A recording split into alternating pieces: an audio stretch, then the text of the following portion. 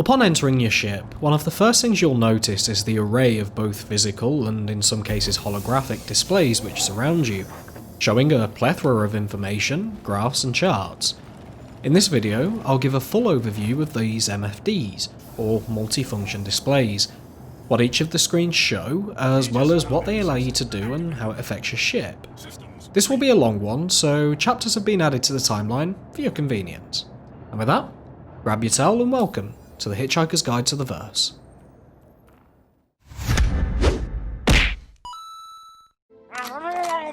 To start off, there are a couple of things I need to address.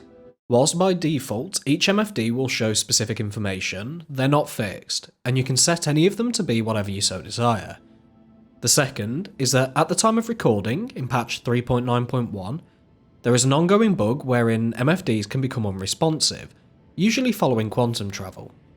With that in mind, it's suggested that you set up your MFDs before you take off. And finally, any keyboard shortcuts mentioned will be for QWERTY UK keyboards. To the MFDs then.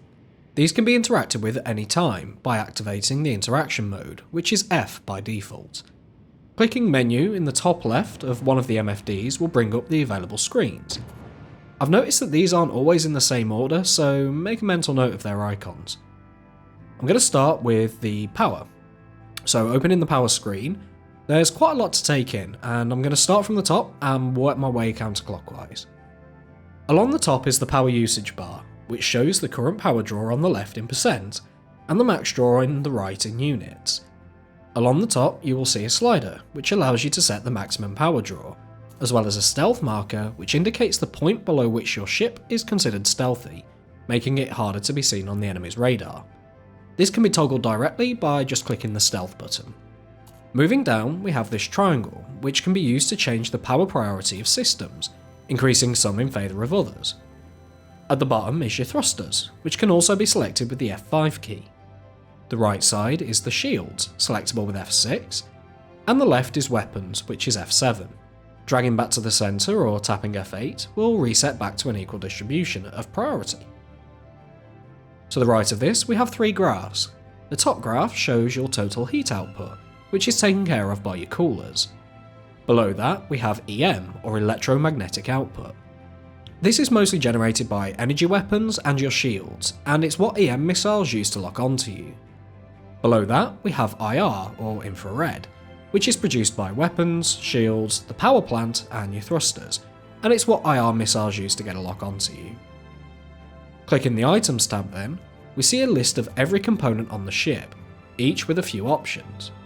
On the right is a scroll bar, which can be used to move up and down the list, but you can also use the mouse wheel. At the top left of each section, there are arrows which can be used to set the priority of the items. This is useful if you're running low on power and want something to be given power first. You can click Priority Reset at the top right to set these back to default.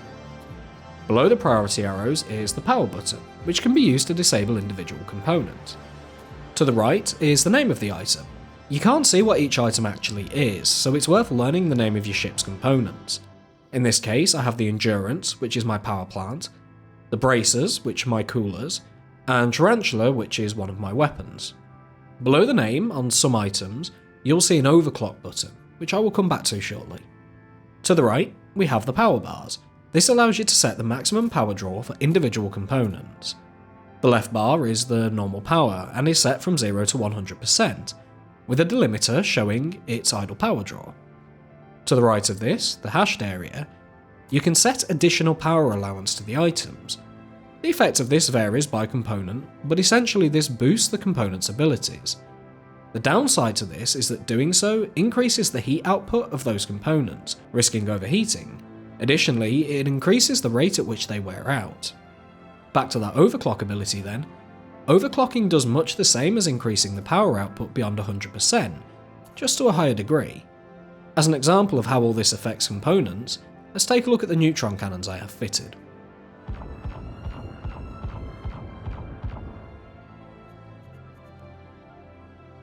Now, I'll fire them again with the power allowance set to max.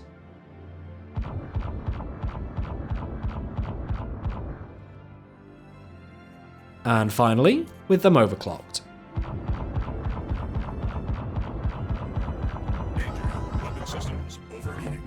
I doubt you want to count the shots fired there, so I did it for you. Normally, these neutron cannons fire roughly once every 410 milliseconds. With power allowance set to max, it's every 320 milliseconds, which is about 20% faster. And when overclocked, it's 270 milliseconds, or 35% faster. However, as you saw, these neutron cannons, which don't usually overheat, will do so within 5 seconds if overclocked. So keep that in mind. Better coolers should help with this, however at the time of recording this seems to be bugged, at least on this ship or with these weapons. I did the same test with a Mantis ballistic Gatling and got exactly the same results. However, at this time, autocannons such as the Tarantula I currently have fitted or the M6A don't seem to show any difference, either in firing speed or in damage output within my testing. Finally, there's a little heart above each item, and this is the component's health. I'm going to go on to heat next, as that closely ties into power.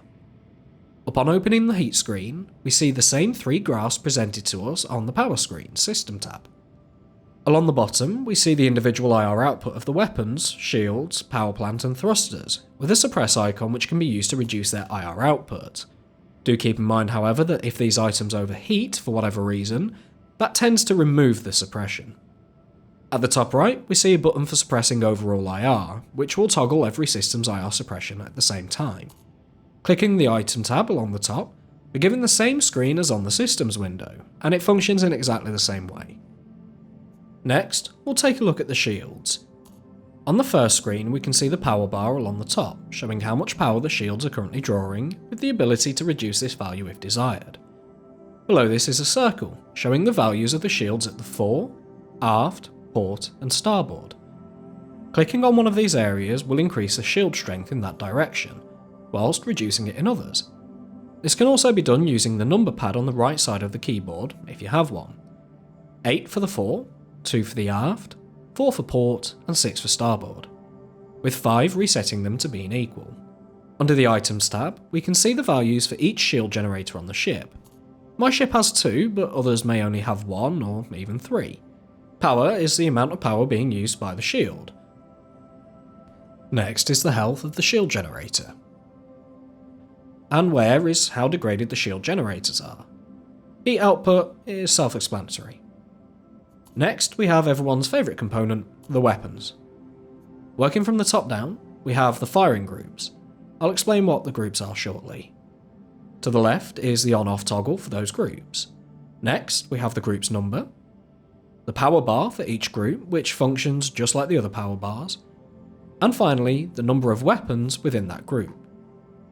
Below this, we have the missile count. Clicking on the Guns tab then, this screen shows us each weapon currently attached to the ship.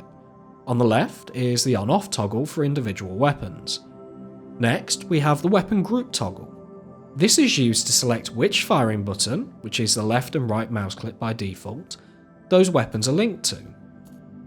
Next, we have the weapons names. Then we have the weapon type, which currently shows ballistic for everything, although it should be energy for the neutron cannons.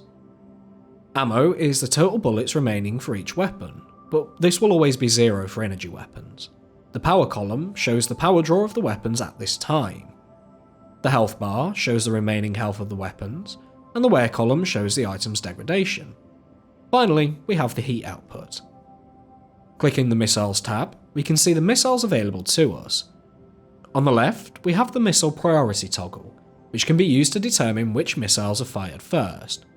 It's currently bugged, so I can't demonstrate this at this time. Next, we have the name of the missiles in question. Then, we have the size of the missiles, which range through size 1 to size 9 at this time. Next is the lock-on type, which consists of IR for infrared, EM for electromagnetic, and CS for cross-section. Thunderbolts are EM, not IR, so that's a bug. Payload type is the type of missile it is, whether it's EMP, strike, or other. And finally, ammo is how many of that missile are mounted to the ship. Next, we'll talk about comms. This is a fairly simple screen, which is a representation of the Friends tab within your mobiGlas. On the left, we have the name of the entity, which consists of anyone on your friends list, as well as any nearby entities such as players or landing areas. Next, we have the distance in meters to that entity. Next is the hailing column. If the person is in range or on the same server and in your friends list, the icon will switch to a kind of Wi-Fi logo, which can be clicked to make a call. This can also be used to request landing permission. Finally, we have the QT column. This only applies to people on your friends list, but it allows you to set a quantum marker on them so long as they are on your server, allowing you to meet up with your friends much more easily. Next is the self status. In the centre is a visual representation of your ship, which updates live. This is great for quickly seeing your engine configuration in VTOL ships, such as the Cutlass, or if your wings have mysteriously vanished following that mishap with an asteroid that totally didn't happen. It also gives a visual representation of your shield strength at the fore, aft, port, and starboard. Along the bottom is a set of buttons, which can be used to toggle the orientation from which you're viewing the ship, with the final causing the image to rotate in line with the orientation of your ship. Finally, to the right, we see the name of the ship, the owner, in this case me, as well as the electromagnetic and infrared outputs. Finally then, we have target status. Normally this will be just blank, showing no target. Upon targeting another vessel, however, this will show much of the same information as the self status screen. This is greatly useful when in combat, they're seeing quickly at a glance how the enemy's shields are holding up or what parts of their ship are currently missing. And that covers everything with the MFDs. Leave your comments below or any questions, and let us know are there any things within Star Citizen you want us to take a look at. And with that, thanks for watching, and we'll catch you all next time.